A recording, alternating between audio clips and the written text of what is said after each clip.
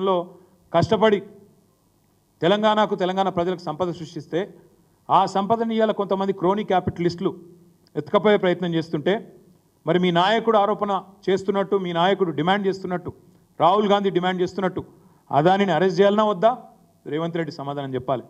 అదాని కంపెనీలపైన విచారణ చేయాలన్నా వద్దా రేవంత్ రెడ్డి సమాధానం చెప్పాలి. రాహుల్ గాంధీ చెప్పినట్టు అదాని నీతిమంతుడా అవినీతిమంతుడా రేవంత్ రెడ్డి సమాధానం చెప్పాలి. తెలంగాణ ప్రజల ముందుకొచ్చి ఏ కారణం చేత మీరు ఈ రకంగా వ్యవహారం చేస్తున్నారో తప్పకుండా సమాధానం చెప్పాలని మేము డిమాండ్ చేస్తూ ఉన్నాం. అదే మాదిరిగా బీజేపీ వారిని కూడా కొన్ని సూటి ప్రశ్నలు అడుగుతున్నాం. అమెరికా బయటపెట్టిన ఈ వ్యవహారంతో భారతదేశ ప్రతిష్ట మంటగలిసిపోతే మరి తెలంగాణ బీజేపీ నాయకత్వాన్ని కూడా మేము అడుగుతున్నాం, జాతీయ బీజేపీ నాయకత్వాన్ని కూడా అడుగుతున్నాం. మరి మీరు చెప్పండి, మేము డిమాండ్ చేస్తున్నాం బీఆర్ఎస్ పార్టీగా అదానితో ఒప్పందాలు రద్దు చేయాలి తెలంగాణ కాంగ్రెస్ ప్రభుత్వాన్ని మేము డిమాండ్ చేస్తున్నాం. మీ వైఖరి ఏంది కిషన్ రెడ్డి చెప్పాలా, ఈ రాష్ట్ర బీజేపీ చెప్పాలని చెప్పి మేము డిమాండ్ చేస్తున్నాం. కేంద్ర స్థాయిలో మీ వైఖరి ఏంది, రాష్ట్రంలో మీ వైఖరి ఏంది? ఎందుకంటే రాహుల్తోనేమో జాతీయ స్థాయిలో మీ నేతలు డి అంటే డి అంటున్నారు, అదాని గారిని వెనకేసుకొచ్చుకొని మాట్లాడుతున్నారు. ఇక్కడ రాష్ట్రంలో మాత్రం మీరు రేవంత్తో దోస్త్ మేరా దోస్త్ అని మంచిగా కలుసుకొని యుగల గీతాలు పాడుతున్నారు, డ్యూయట్లు పాడుతున్నారు. అందుకే అడుగుతున్నాం, రేవంత్ రెడ్డి ఈ రాష్ట్రంలో చేస్తున్నది మీకు సమ్మతమేనా? అదాని విషయంలో ఈ విషయంలో మీ వైఖరి చెప్పాలని చెప్పి మేము అడుగుతా ఉన్నాం. ఇంకొక మాట కూడా చివరిగా బీజేపీ పార్టీని మేము అడుగుతా ఉన్నాం. అదాని విషయంలో ఇవాళ చాలా స్పష్టంగా భారతదేశం మొత్తం చూస్తూ ఉంది. జాతీయ పార్టీలు రెండు కూడా ఒకటే వైఖరితో ఉన్నట్టుగా కనబడతా ఉంది. దాదాపుగా పైకి ఏం చెప్పినా లోపల మాత్రం ఒకటే అన్నట్టుగా కనబడతా ఉంది. మేము ఇక్కడ రామన్నపేటలో అదాని గారి సిమెంట్ పరిశ్రమ వస్తున్నదని చెప్పి మరి ప్రజాభిప్రాయ సేకరణ పెడితే అన్ని పార్టీలు, కమ్యూనిస్ట్ పార్టీలు, బీఆర్ఎస్ పార్టీ, ప్రజా సంఘాలు, ప్రజలు, స్థానికంగా ఉండే విద్యార్థులు అందరూ ఉద్యమించినారు. తప్పకుండా ఇది రావద్దని కోరినారు. కాలుష్యం మూసీలోకి వస్తుందని చెప్పి ఆ ప్రాంత రైతులు కూడా వ్యతిరేకిస్తూ ఉన్నారు. కానీ ఇప్పటివరకు రెండే పార్టీలు మాట్లాడలేదు, నోరు విప్పట్లేదు. ఒకటి కాంగ్రెస్, రెండోది బీజేపీ. అందుకే మేము అనేది తెలంగాణ ప్రయోజనాల విషయంలో ఎన్నటికైనా రాజీ లేకుండా పొట్లాడేది, రాజీ లేకుండా మాట్లాడేది, రాజీ లేకుండా పోరాటం చేసేది, ఎక్కడికైనా పోయేది ఒక్క టీఆర్ఎస్ మాత్రమే, ఒక బీఆర్ఎస్ మాత్రమే, ఒక కేసీఆర్ మాత్రమే, కేసీఆర్ సైన్యం మాత్రమే. అందుకే తెలంగాణ ప్రజలకు కూడా విజ్ఞప్తి చేస్తూ ఉన్నాం, మీరు కూడా ఆలోచించండి. ఈ అదాని వ్యవహారంతో వీళ్ళిద్దరి మధ్యన ఉన్న బంధం మరొక్కసారి బయటపడ్డది. ఇవాళ నేను లేవనెత్తిన ప్రశ్నలకు రాహుల్ గాంధీ గారు, రేవంత్ రెడ్డి గారు, కిషన్ రెడ్డి గారు, జాతీయ స్థాయిలో బీజేపీ జాతీయ నాయకత్వం మోదీ గారు, అమిత్ షా గారు కూడా తప్పకుండా సమాధానాలు చెప్పాలని దేశం మొత్తం ఎదురు చూస్తూ ఉంది. ఏం మాట్లాడతారు అని వారు చెప్తారని కూడా ఆశిస్తున్నాం.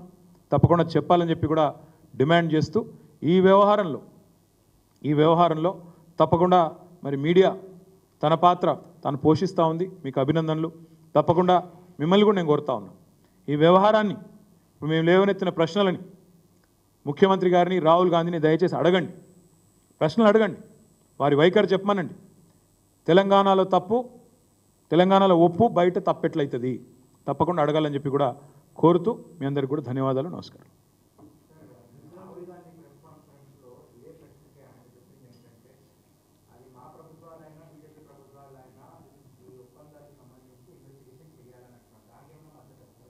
నేను ఒకటే అంటున్నా బ్రదర్, కెన్యా లాంటి చిన్న దేశం ఈ వార్త రాగానే మొత్తం తన ఒప్పందాలని రద్దు చేసుకుంది. ఇప్పుడేం చెప్పాను కదా, ఏ రంగాల్లో రద్దు చేసుకుంది మళ్ళీ చెప్పమంటే చెప్తా. మొత్తంగా ఒకటి రెండు కాదు, దాదాపు మొత్తం వారికి ఉన్న ఒప్పందాలు అన్ని డిపార్ట్మెంట్స్ అన్నీ కూడా రద్దు చేసుకున్నారు. మరి ఇక్కడ నేను అడుగుతా ఉన్నా, అంటే ఒకటి కాదు రెండు కాదు, విద్యుత్ పంపిణీ, ఎయిర్పోర్ట్లు, తర్వాత అక్కడ ట్రాన్స్పోర్టు, పెట్రోలియము, వాటి కింద పనిచేసే ఏజెన్సీలు, Kenya has cancelled all contracts. Why is the same not being done? If Rahul is sincere, Rahul Gandhi is sincere in what he says, what he demands, why is he not asking his chief minister to cancel all the MOUs with Mr. Adani and his company? That's the question he needs to answer.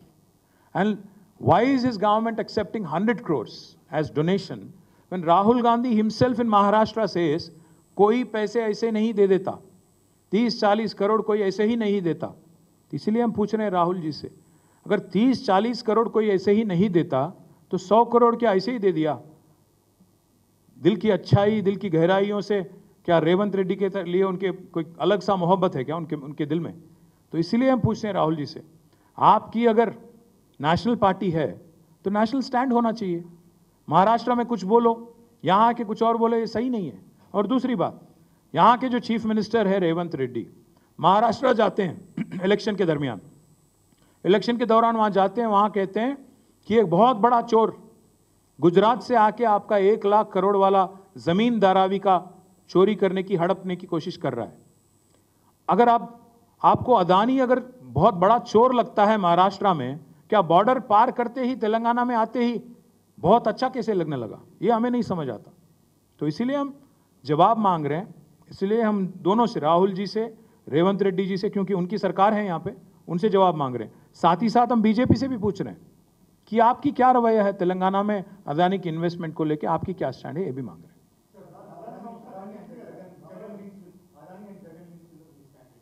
M link सुनाई।